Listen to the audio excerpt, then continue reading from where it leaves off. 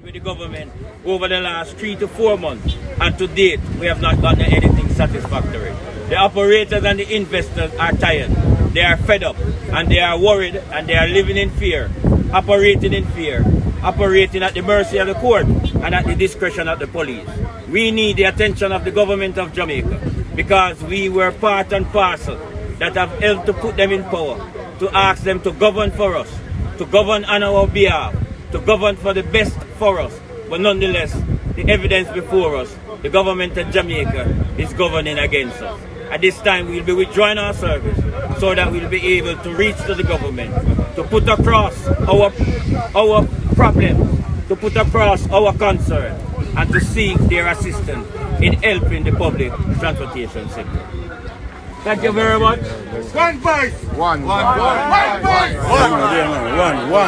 voice. One.